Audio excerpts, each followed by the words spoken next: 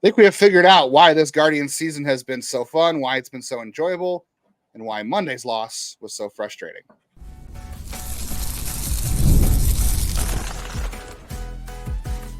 You are Locked On Guardians, your daily podcast on the Cleveland Guardians.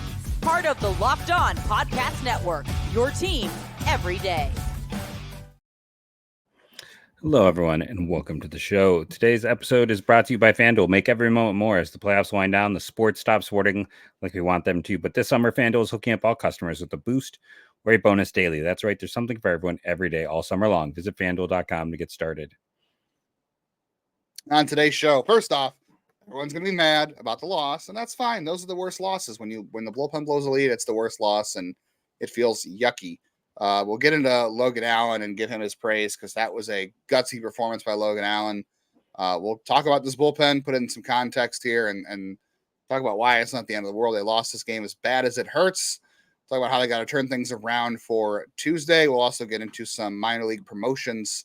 As promised, it was a busy day in the Guardians minor league system on Monday.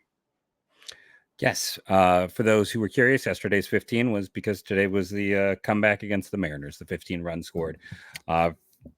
Make sure you are guessing and commenting below on what that is. I want to welcome everyone to the show today. For those who don't know me, I'm Jeff Ellis, one of your two co-hosts here, one of the OG co-hosts of the Locked On MLB Network. Before that, I was a national writer at Scout and 24/7, focused on prospects in the draft. And before that, I was your second favorite blogger at every Cleveland sports site that has or will exist. And if you pay attention in the episode today, you'll definitely figure out what the two is about.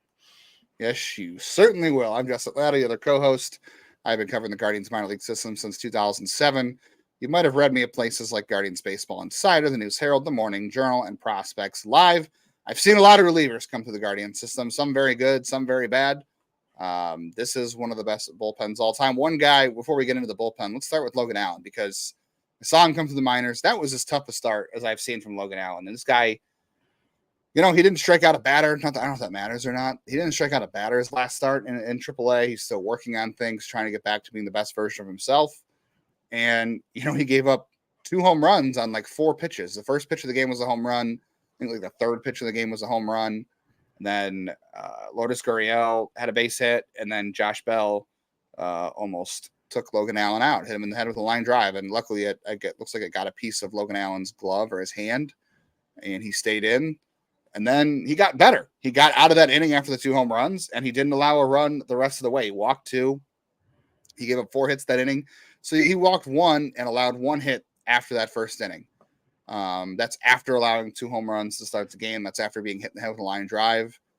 And I can't believe, number 1, he stayed in. I can't believe, number 2, that he pitched as well as he did. And the Guardians needed every pitch. They needed every out he got for them. He retired 9 or 10 in a row, and then 11 of 12 or 12 of 13 to end the outing against a good lineup. That is a good Arizona lineup. They have been playing as hot as anybody in baseball recently.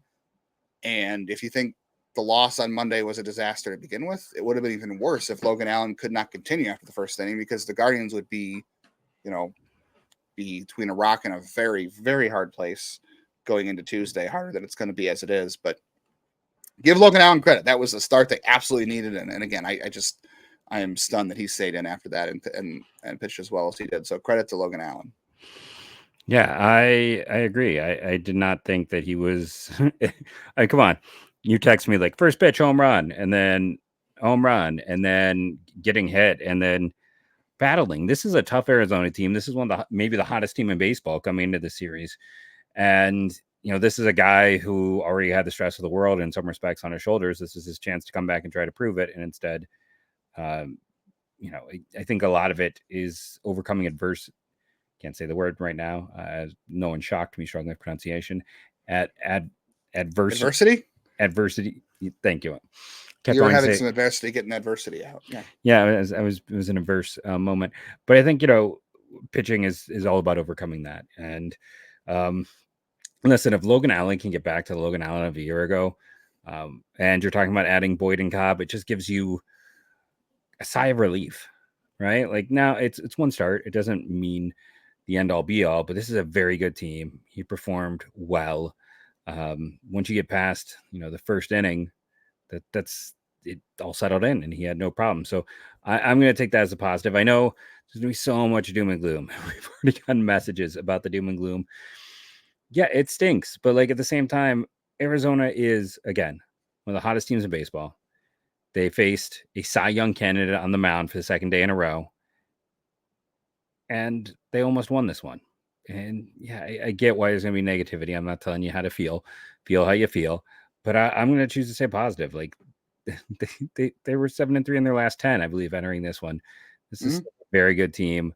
Everyone who is, I feel like if you are at least half of the people who are right now, writing their epitaph, have been writing their epitaph all year. Have been writing, waiting for their death, inevitable to happen. And I just say you gotta. Jose is on fire. There's so many positives. Let's focus on what's going. There are some things that need fixed, and there are some things that definitely popped in this one, much like my color lighting seems to be doing as I watch this. But I think it stinks, but I'm not going to let this one be like it's the end of the season. No, I think bullpen losses hurt the worst. That's what gives you the most reaction. Like, and this is why, again, that's why I said at the top of the show, this has been a very enjoyable season because the bullpen hasn't blown very many leads. When you give the bullpen a lead, you win the game. That's a good feeling when your bullpen comes in and it's pretty much over. That leads to good feelings. And, it gives you confidence and you're not frustrated. When this team should have won that game on Monday, there's no doubt about that. That's why it's frustrating. They should have won. They scored 6 runs. They got good starting pitching. Haven't had a lot of chances to say both of those in the same sentence in 2024. So you would, if I told you before the game, hey, the Guardians are going to get 5 runs off a Cy Young candidate, and the starting pitching is going to be good, and you said, okay, well that's a win. But it's happened every game this year. The Guardians bullpen has been so good this year.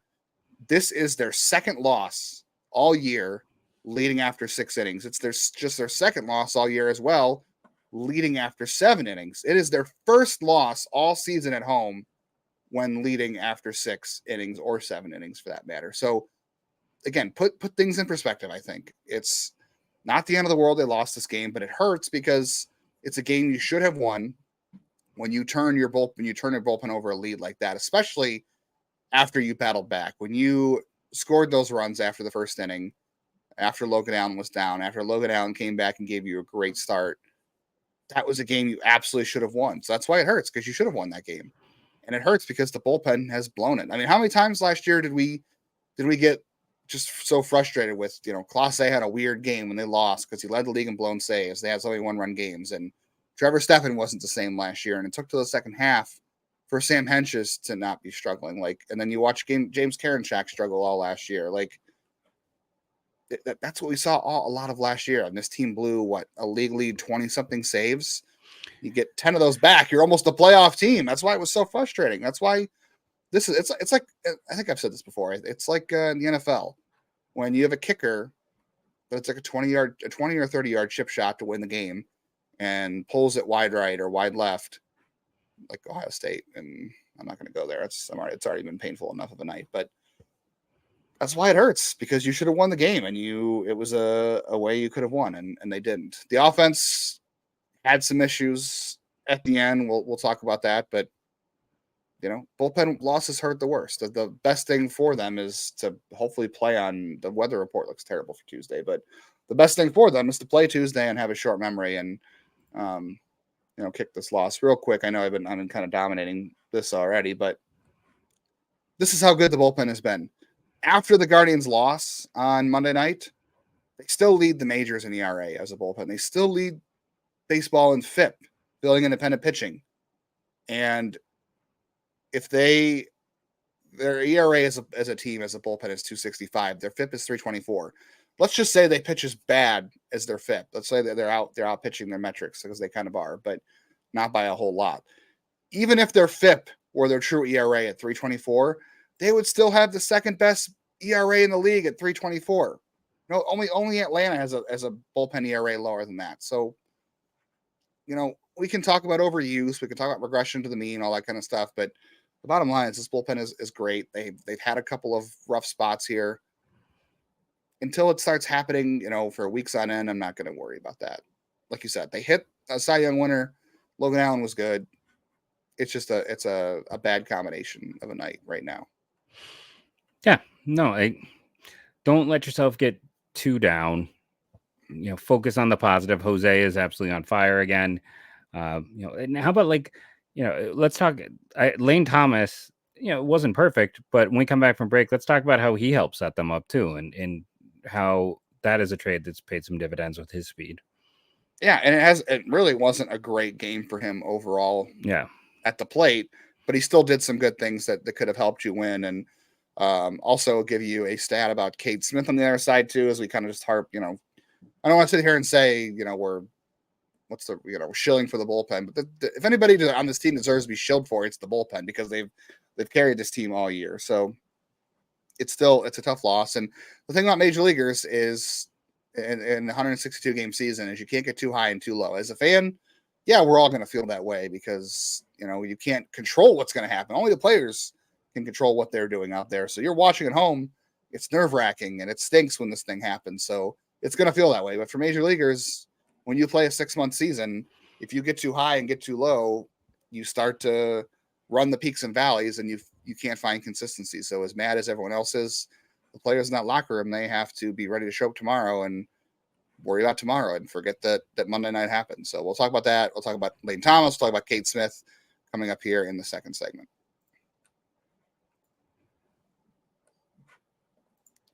You guys know who never fails to deliver? It is Supply House, because they are the places you can get stuff for supplies for skilled trades. SupplyHouse.com, the reliable way to order plumbing, HVAC, electrical products online. Their easy-to-use website has helpful resources and the latest product info to get the job done right. Always shop a complete inventory of our 200,000 parts, over 400 top brands. Get your order delivered right to your door with fast shipping coast to coast. If you need help with an order, expert support and industry-leading service from the friendliest folks in the business from Supply House. Talk to a real person every time. Pros in the skilled trades get a competitive edge by joining SupplyHouse.com's free Trade Master program. Every Trade Master gets access to a dedicated phone line, free shipping, and discounts on every order. Join the thousands of trade pros already benefiting from their free membership at SupplyHouse.com/T-M and order plumbing, HVAC, and electrical supplies from anywhere with just a few clicks at SupplyHouse.com.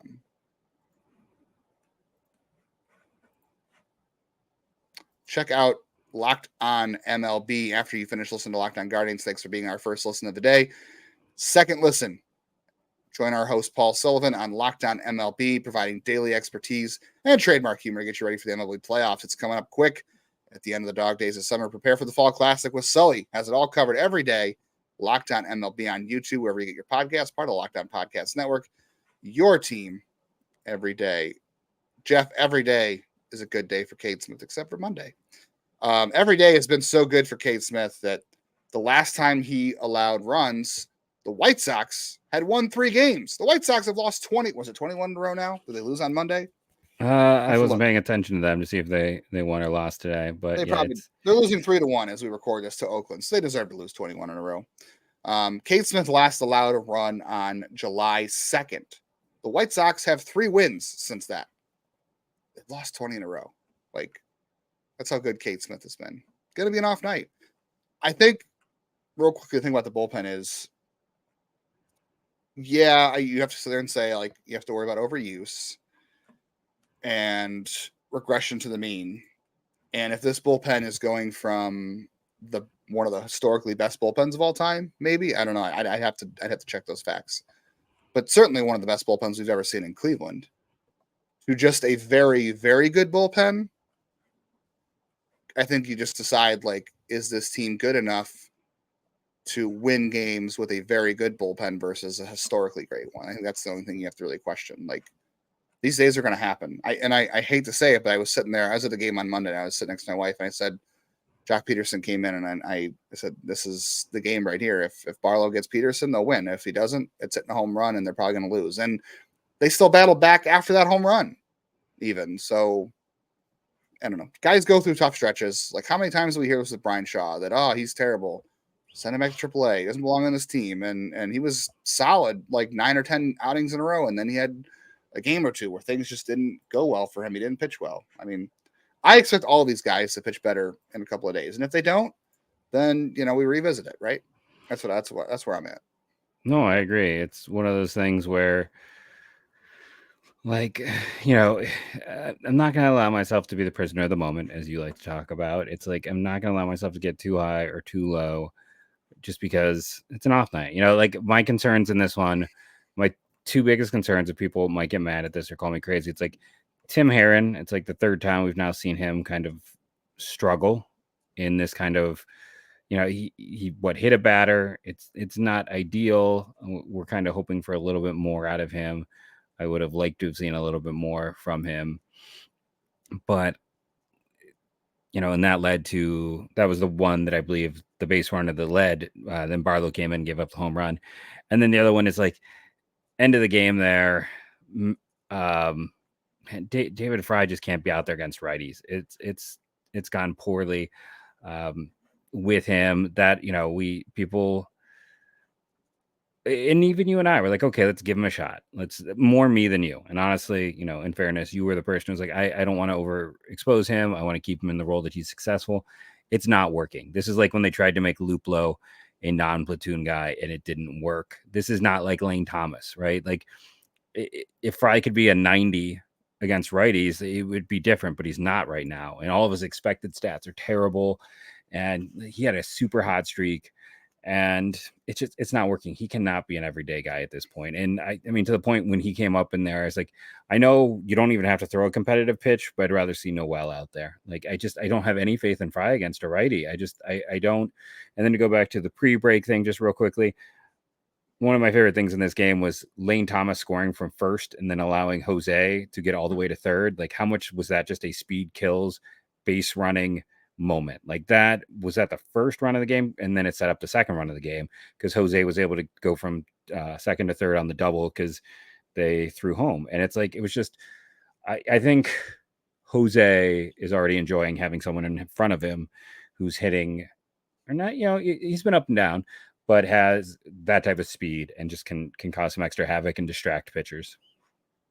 Yeah, you could tell that Zach Allen was definitely the one he did walk Lane Thomas, that Lane had his attention, and that helped Jose a lot, which is why Lane scored on that double, because he can score from first on a double, and that's huge. Not that, you know, Angel Martinez can't run, right? Like, yeah, he's a fast enough runner, but he doesn't walk. That's the thing about Lane Thomas. And I will say, to play, you know, I don't know, devil's advocate or go the other way here, but later in the game, Thomas had a 3-2 count, and he took a fastball from Gallen because he walked on a 3-2 fastball the first time up. The second time, he got a fastball from Gallen, the same, I think it was a 2-2 count instead of 3-2, and he took it, and it was essentially the same pitch.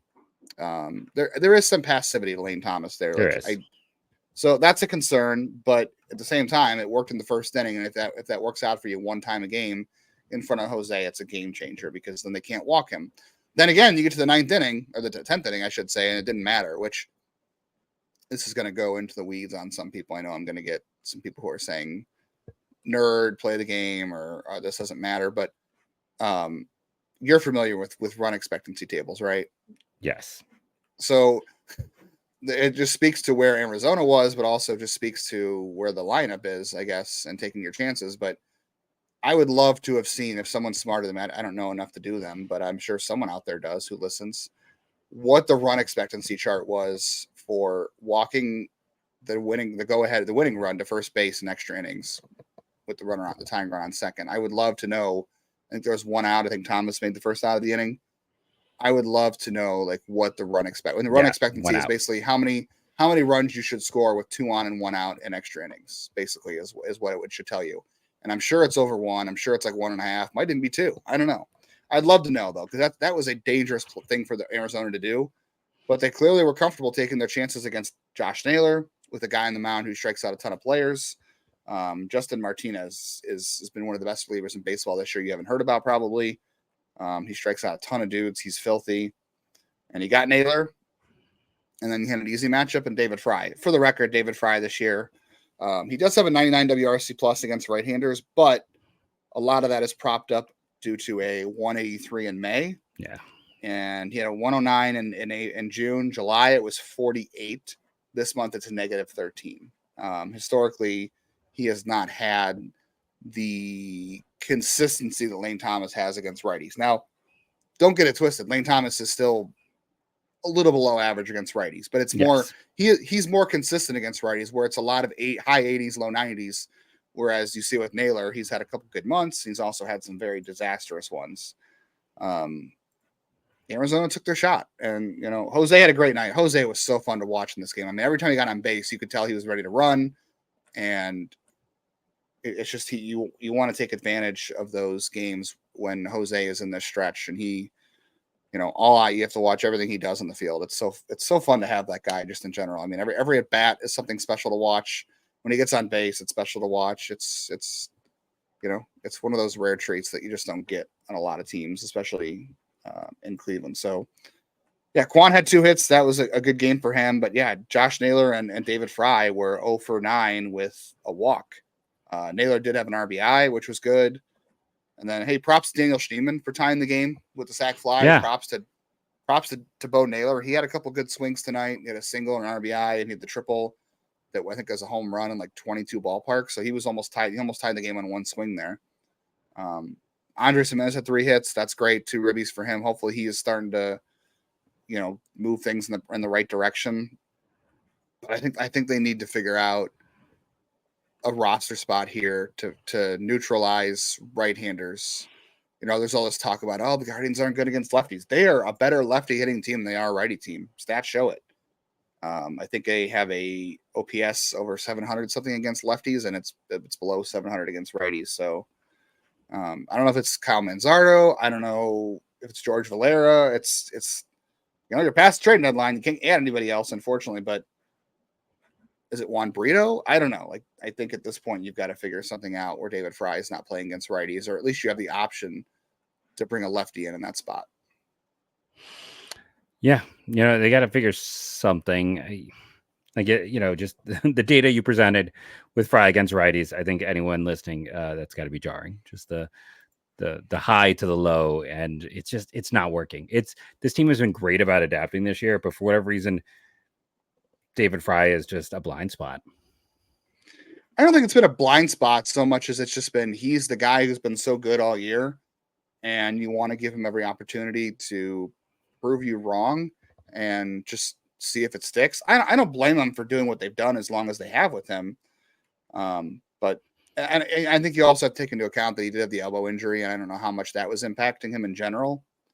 He was a 91 WRC plus in April against right-handers, but early in the year, they weren't exposing him to right-handers as much, and it made him much more effective against lefties. And then, as you can see, it's gone down every month this year because, I know maybe the elbow injury isn't impactful there, but also the overexposure. So you still got over a month to figure that piece out, and things are still, in good shape. Although the division lead is 3.5. We'll talk a little about the playoffs in a second. We'll talk about Guardians trying to overcome this on Tuesday and how things are set up, and we'll also get into those prospect promotions in the final segment of today's show.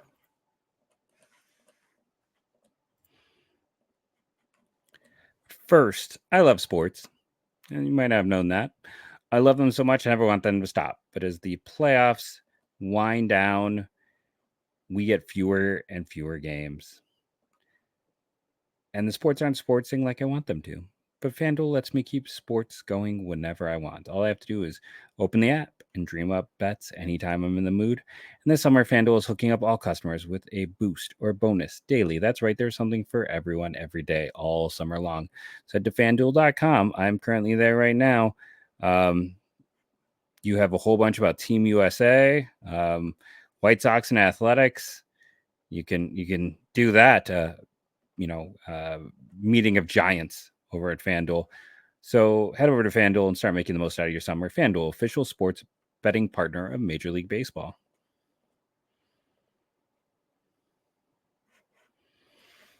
Guardians and Diamondbacks will hopefully do this again on Tuesday at 6:40 if rain stays away. It's looking kind of ugly as we're recording this on Monday, but if they do, check your SiriusXM app for the action. Just search Guardians. What was I going to say very quickly after the break? So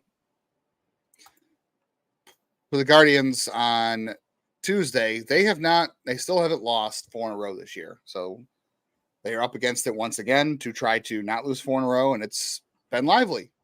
Mr. Options, Mr. Reliable, Mr. Yellow Submarine to play stopper on Tuesday. The thing that's going to be difficult on Tuesday is you're facing a wild card in Eduardo Rodriguez because he hasn't pitched all season.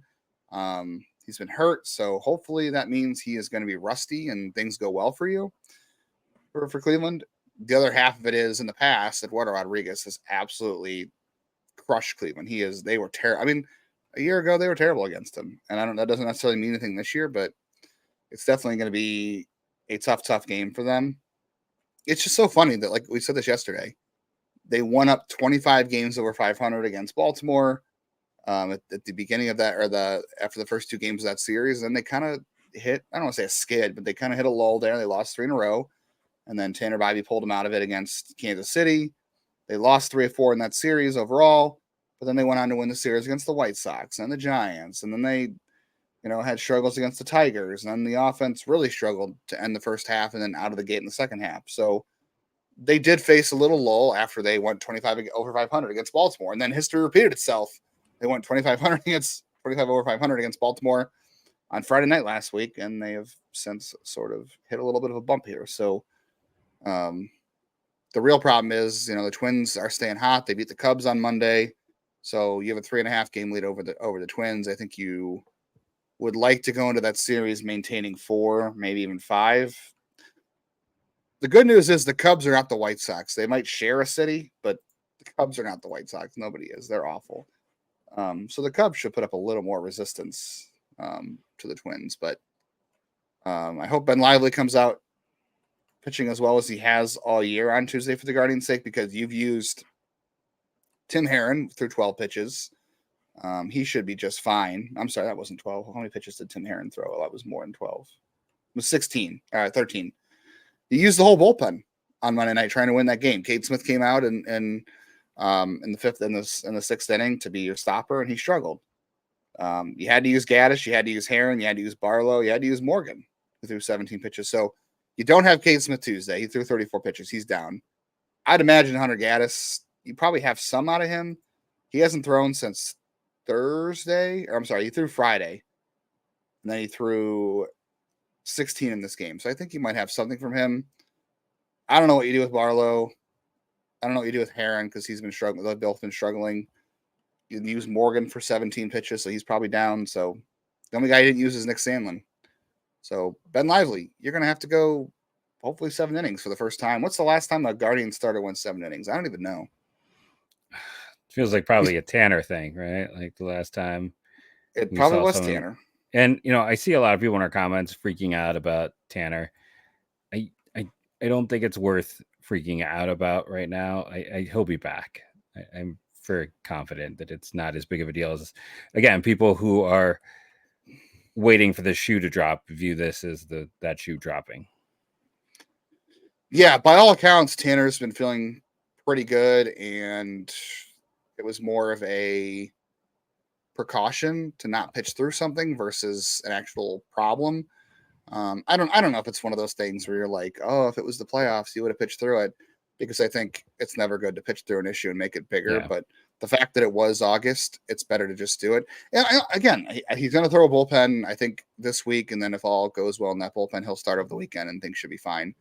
So I think this is more of a precaution. I'm not, until he doesn't pitch over the weekend, if that came to fruition, then I'll be worried. But until then, I'm not, just because it doesn't seem like it's a big deal right now. Yeah, I mean, if this is October, maybe it's a different story. I don't know. Maybe there's some help there too. I mean, instead of using Tanner in a spot where he wasn't lined up to go against Minnesota, maybe it's better he faces Minnesota, because you're going to need all hands on deck to win that series. You're going to have, like we said, you're going to have hopefully Gavin and Cobb on Friday, and then Bybee on Saturday and Lively on Sunday. That's your best foot. Maybe it winds up being a good thing, because you need your best foot against that Twin series.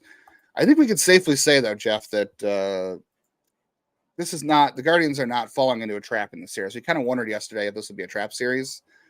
It's not. I mean, it was a trap series, but the Guardians didn't fall into the trap, because they could have easily rolled over after Logan Allen gave 2 home runs, and they went down multiple times and they came back multiple times. So I'm pretty confident in saying that this is not going to be, they don't fall into the trap of looking ahead to Minnesota, because they battled and they should have won this game. No, I agree. They fell victim to that. I think it's a situation where I think Arizona's too good. They've been too hot for this to be a trap, and this team hasn't really done that this year. They've been really good about keeping their eyes on what's just right in front of them and not looking Except ahead. The White Sox. I mean, White Sox are such a weird situation. I have no idea what to make of that.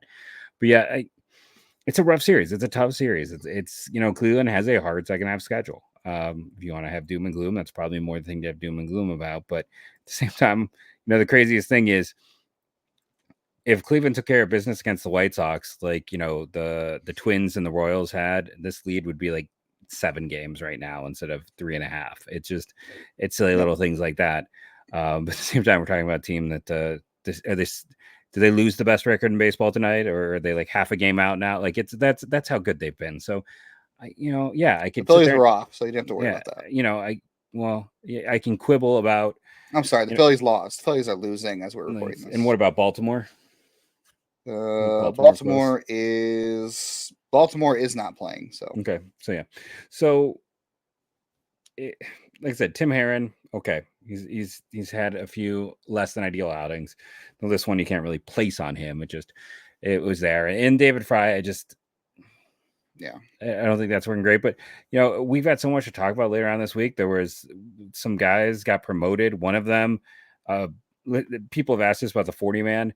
It's not a crunch this year. Let's just be honest. It's not a crunch. Unfortunately, no. Yeah. So because this is a lot of the 2020 draft class issues, with that being such a small class and everything else, kind of Logan Allen class again, right? Yeah, it's pretty terrible. So you don't got to worry about it. But there is one really interesting. There's one guy that you and I both think needs to be added who got promoted today, and we'll talk about him later on this week, I believe. There's some other roster promotions. Some of these drafted guys got placed. There are more releases. So even when the game is less than ideal, there's always something for us to talk about. We're going to have you covered. We're going to, of course, now that the draft and the deadline's over, we're going to, people come to us for prospects. So yes, we will have prospect stuff and a mailbag on later this week as well, right? Yeah, things get rained out on Tuesday. I don't know. We might be searching for mailbag questions. We have enough minor league stuff to talk about, but we might do a mailbag. I don't know. So stay tuned for what the weather does for us on Tuesday. We'll see. By the way, I also want to point out, I know we're low on time here, but I did see someone trying to predict the Guardians were going to miss the playoffs altogether. The Guardians have it's only a 4-game cushion over the last wild card spot, but I can't see this team blowing a 4-game. I'm sorry, the last wild card spot they have a 6-game. Yeah, it's a 6-game lead over right now. Over Boston and Kansas and Tampa Bay, it's only Boston, but no.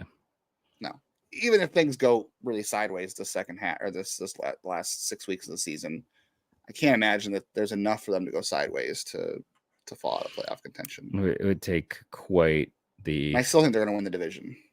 Yeah, it would take quite the collapse. Let's be honest, and I still feel good about them. You should feel good about it too. It would take the bullpen doing this every night, and they're not going to do this every night. I can say that I feel pretty confident in that.